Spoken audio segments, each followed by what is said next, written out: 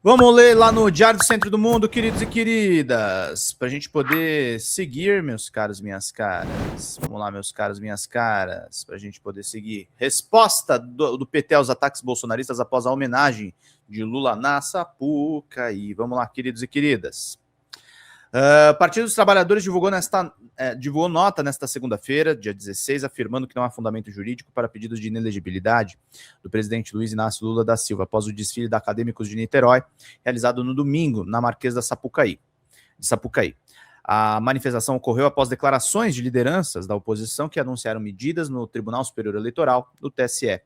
No texto jurídico do PT, declarou que o enredo apresentado pela escola constitui uma manifestação típica da liberdade de expressão artística e cultural, plenamente assegurada pela Constituição Federal. A legenda também sustentou que não houve participação, financiamento, coordenação ou qualquer ingerência do partido ou do presidente na concepção e execução do desfile. A nota acrescenta que a jurisprudência do Supremo Tribunal Federal e do Tribunal Superior Eleitoral é firme ao reconhecer manifestações políticas e culturais de artistas como exercício legítimo da liberdade de expressão, inclusive em contextos eleitorais. O partido argumenta ainda que a exaltação de qualidades pessoais de agente político não configura por si só propaganda eleitoral antecipada. O TSE rejeitou nesta quinta pedidos para suspender a apresentação. A decisão não afastou a possibilidade da análise posterior sobre eventuais questionamentos relacionados ao caso. O desfile motivou reações de adversários políticos e discussões entre especialistas em direito eleitoral. Entre os críticos, o senador Flávio Bolsonaro declarou que pretende acionar a Justiça Eleitoral. Já o senador Rogério Marinho afirmou que o desfile ultrapassou os limites do razoável e mencionou a adoção de medidas jurídicas cabíveis. As declarações foram feitas ao longo da segunda-feira. O PT declarou que atua em estrita observância à legislação eleitoral e informou que orientou previamente filiados e apoiadores sobre regras em período de pré-campanha. O partido reiterou a confiança nas instituições e no regular funcionamento da Justiça Eleitoral, meus caros, minhas caras. A nota do PT aqui. O Partido dos Trabalhadores esclarece, diante de questionamentos públicos sobre o desfile carnavalesco que homenageou o presidente Luiz Inácio Lula, que o enredo apresentado é manifestação típica da liberdade de expressão artística e cultural, plenamente assegurada pela Constituição Federal. A concepção, desenvolvimento e execução do desfile ocorreram de forma autônoma pela agremiação carnavalesca, sem participação, financiamento, coordenação ou qualquer ingerência do Partido dos Trabalhadores ou do presidente Lula. A jurisprudência do Supremo Tribunal Federal e do Tribunal Superior Eleitoral é firme no sentido de que manifestações políticas e culturais espontâneas de artistas constituem do exercício legítimo da liberdade de expressão, inclusive em contextos eleitorais e em eventos públicos. Nos termos do artigo 36A da Lei de Eleições, não configura propaganda eleitoral antecipada a mera exaltação das qualidades pessoais do agente político, sobretudo quando realizada por terceiros e sem pedido explícito de voto, elemento indispensável para a caracterização e de regularidade eleitoral inexistente no caso. O Tribunal Superior Eleitoral já analisou as medidas judiciais apresentadas sobre o tema, indeferindo pedidos liminares. As demais iniciativas jurídicas foram indeferidas. À luz desses elementos, não há qualquer fundamento jurídico para qualquer discussão sobre inelegibilidade relacionada ao episódio.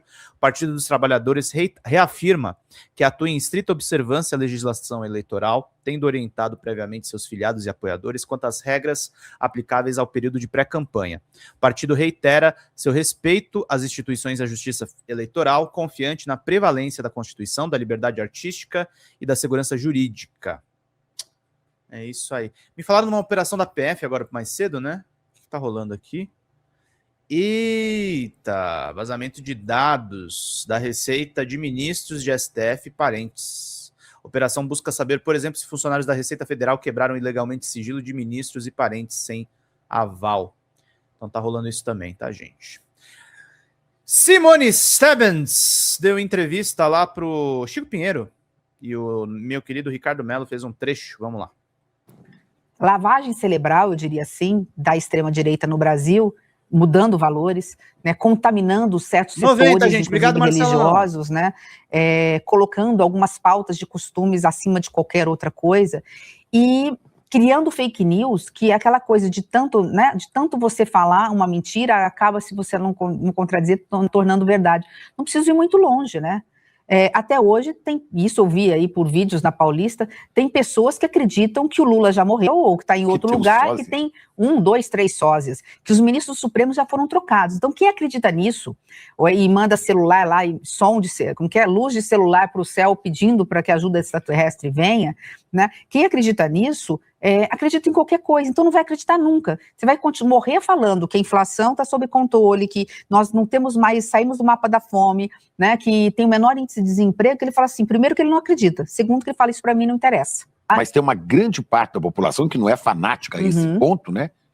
Mas está contaminada por uma pauta de costumes que até hoje acredita, por exemplo, que o presidente Lula é abortista. O presidente Lula, além de tudo, né, além de, assim, ele não prega isso, ele nunca apresentou um projeto desse, ele nunca falou sobre isso. Então, como isso é uma coisa, assim, muito cara para um segmento da população brasileira, né, e que eu respeito, eu acho que a gente tem que respeitar, né, que a população é conservadora em valores, a gente não tem que brigar com ela, a gente tem que dialogar, são coisas muito distintas, eu acho que tudo tem seu tempo para avançar, a gente não pode achar que é dono da verdade. Se eu digo que 70% da população brasileira, eu sei que vai ofender, acho que o que eu vou dizer, mas se mais de 70%, acho que é 80% da população brasileira é contra o aborto, salvo no caso dos previstos em lei, então vamos dialogar, vamos discutir, vamos deixar esse assunto para a população brasileira discutir. Se eu trago isso para a política, aí sim, eu radicalizo, eu polarizo, eu coloco uma pecha, muitas vezes, num presidente que não tem, né, ou nem tem essa percepção. Mas essa extrema-direita quer colocar isso. É porque isso,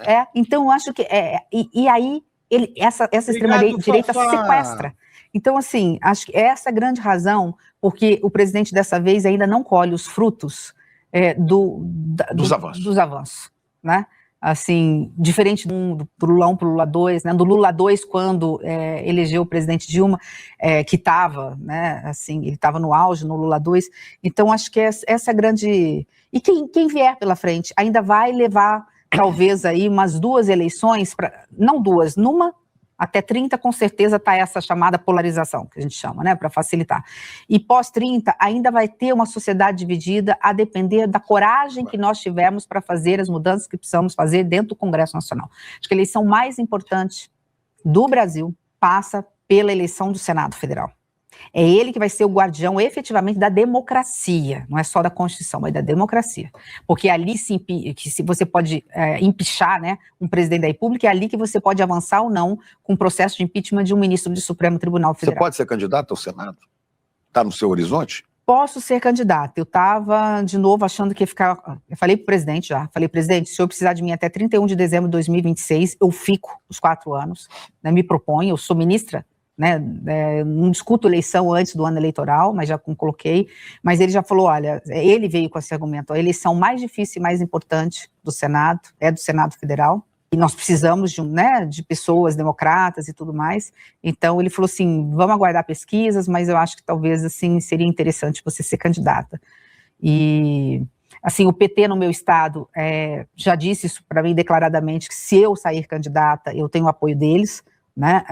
Então não seria um problema, mas vamos pensar... Seria, se acontecesse, não seria pelo MDB, que tem umas divisões aí. Não, em Mato Grosso do Sul não tem problema em relação a isso, eu tenho todo o apoio já foi dito pelo presidente do partido. Mas seu nome é cogitado. Eu vi uma pesquisa recente, meu domicílio eleitoral hoje é Mato Grosso do Ul, de novo. Mas Três Lagoas está na divisa com São Paulo. É só atravessar uma ponte. Descobriram até que meu marido é nascido em Birigui. Estado de São Paulo, é a cidade, né?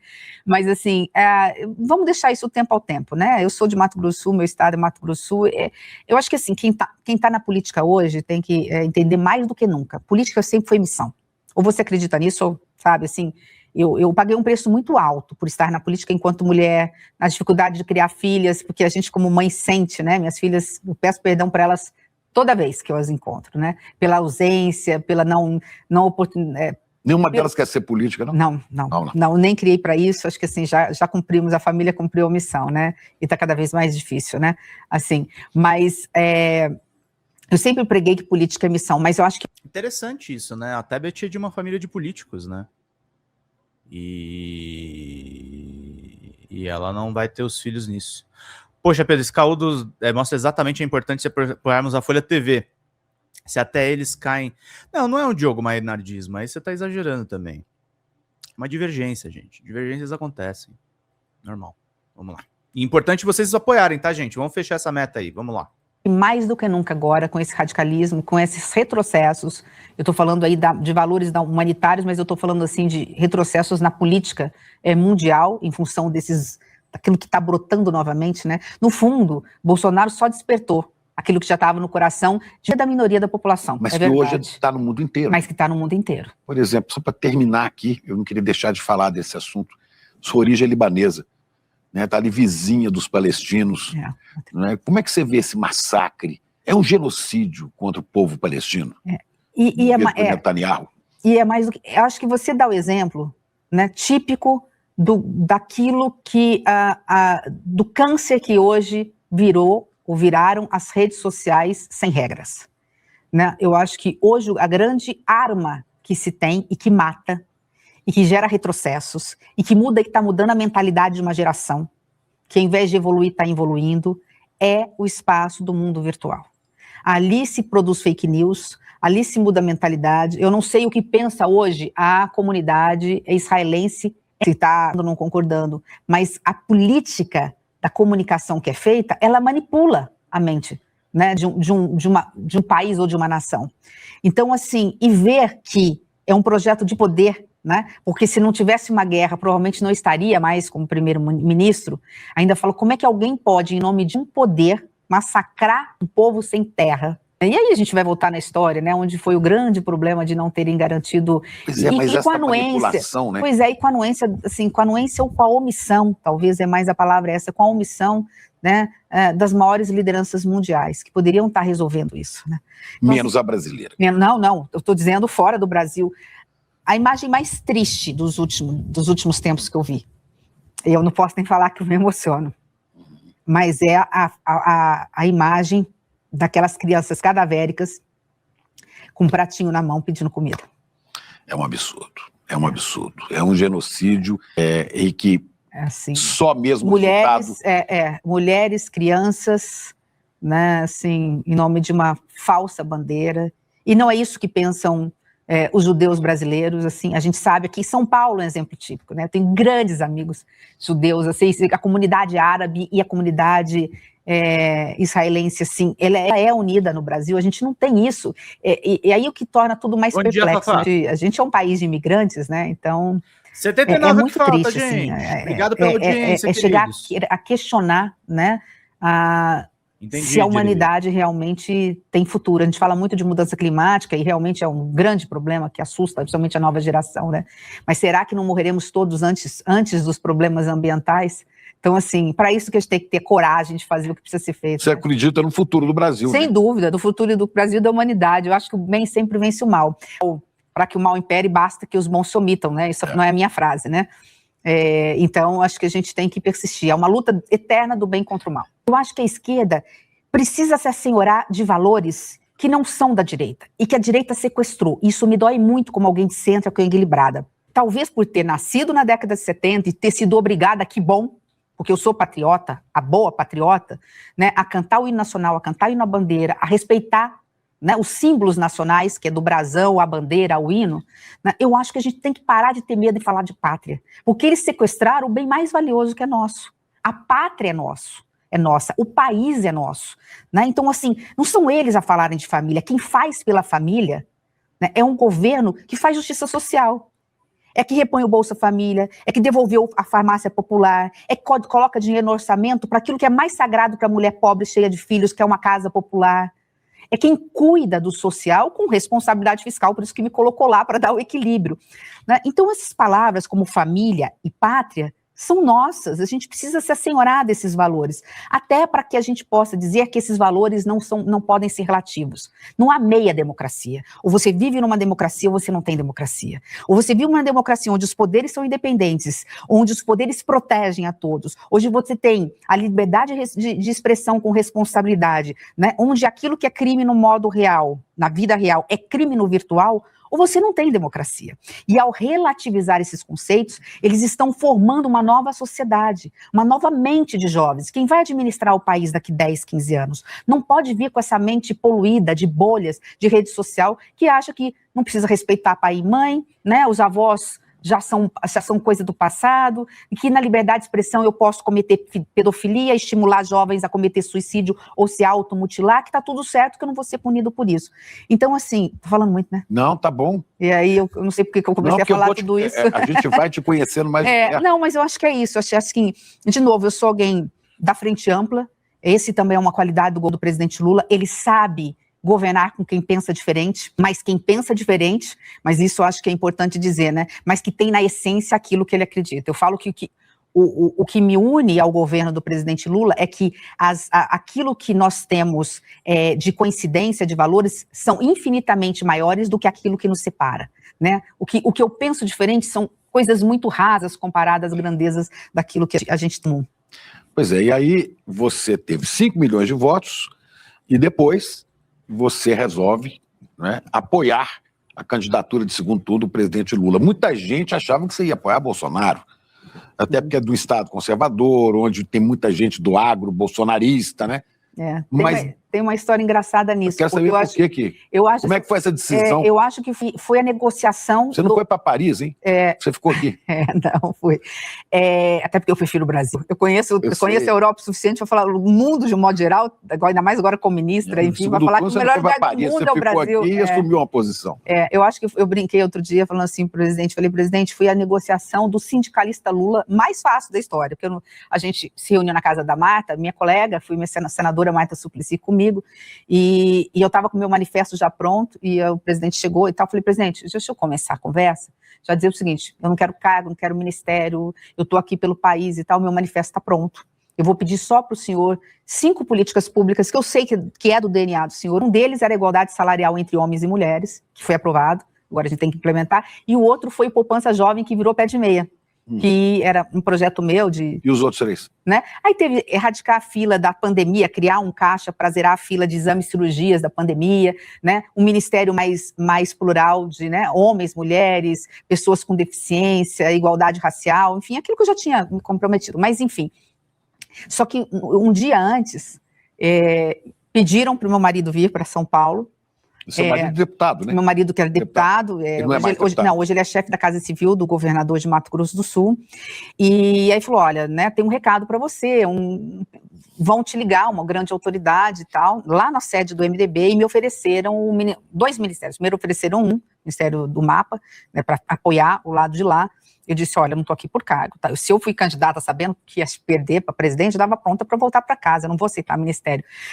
No outro dia mandaram uma pessoa de Brasília, não posso dizer quem é, mas um grande ministro e tal, para falar comigo, me oferecendo o MEC, o Ministério de Educação e Cultura, com porteira fechada, aquela coisa. Eu falei, olha, eu não negocio valores, porque isso, o segundo turno não foi exatamente... Um dia depois da eleição, do primeiro turno. Do primeiro turno. Do primeiro turno. Te ofereciam para você apoiar. Apoiá-los, né? Aí eu falei, acho que eu já dei todos os sinais ali nos debates e tal, né?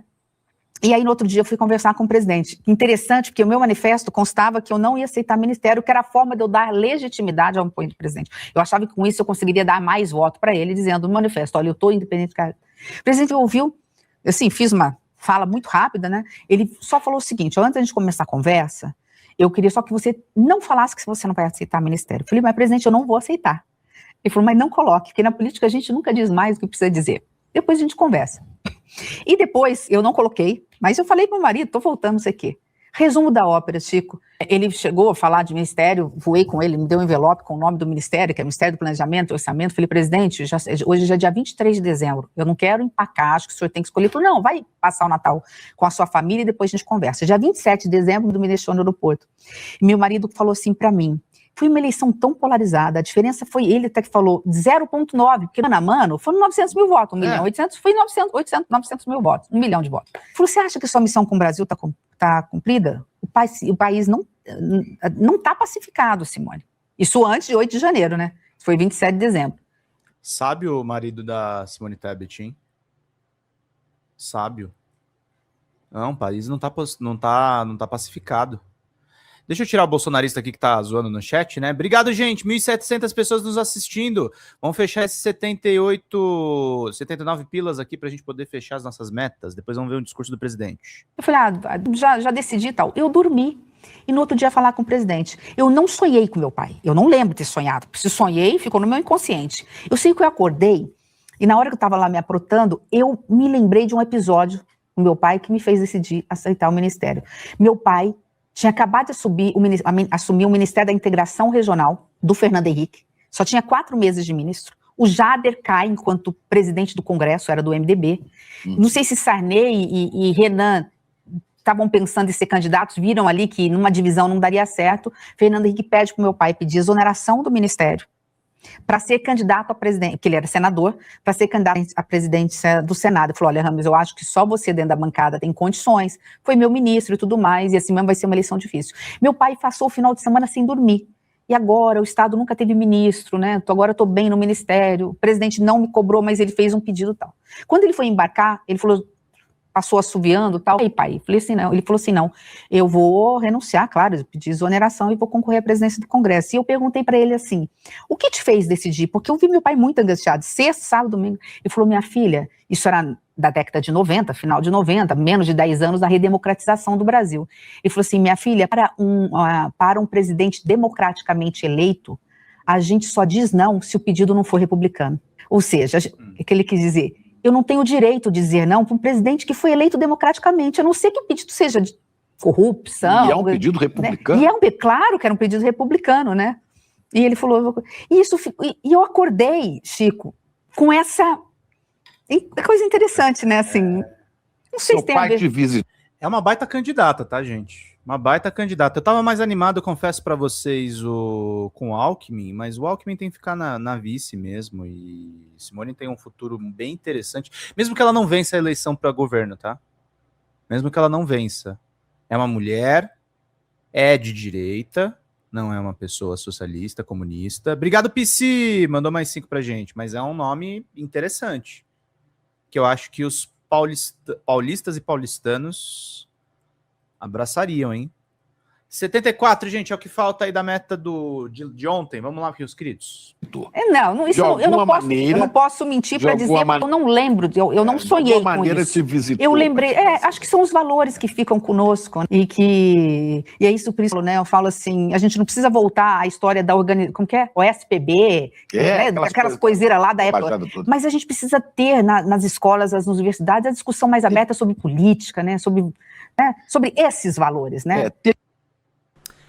Fala, galera da Folha TV, não se esquece de se inscrever aqui no nosso canal para assistir programas como Folha Notícias Manhã, Folha Notícias Noite, o nosso Folha Entrevista e o nosso Barzinho das Meninas. Muitas coisas bacanas a gente acompanha por aqui e a gente precisa muito, muito do apoio de vocês para nosso trabalho jornalístico, investigativo, de curadoria de conteúdo, com vocês ajudando no nosso Pix, folhademocrata@gmail.com, ou mandando superchats, valeu demais, e os recursos financeiros, tornando-se membro no nosso canal, no nosso curso de jornalismo básico, para você ficar muito bem informado a respeito de tudo.